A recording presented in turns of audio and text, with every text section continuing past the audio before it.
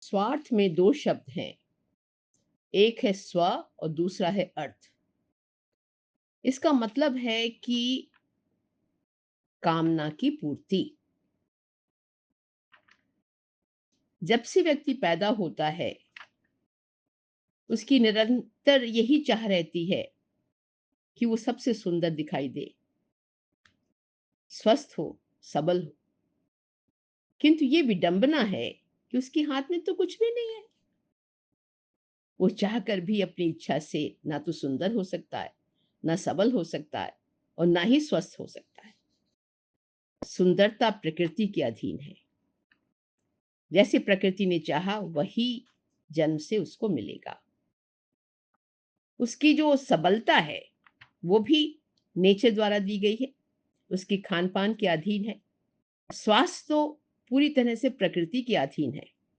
इसी प्रकार से व्यक्ति जो सोचता है कि उसका परिवार, उसके माता-पिता, भाई-बहन, पुत्र-पुत्रियाँ सभी स्वस्थ और प्रसन्न रहें।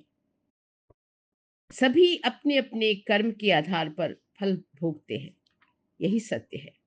कोई सुखी होता है, तो कोई दुखी होता है। इसलिए स्पष्ट है, सब कुछ जो भी वो पाता है, वो विधि-विधान का, उसके नेचर का, प्रकृति का दिया हुआ है।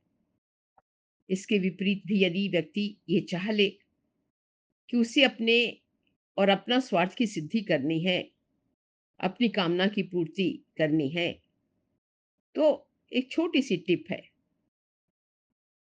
गोस्वामी तुलसीदास जी कहते हैं, जीव के लिए सच्चा स्वार्थ यही है कि मन से, वचन से, कर्म से भगवान का नाम ले, राम जी का नाम ले, राम जी के चरणों में प्रेम हो। वही शरीर पवित्र, सुंदर होगा, जिसको पाकर श्री राम का भजन किया कर सकता है।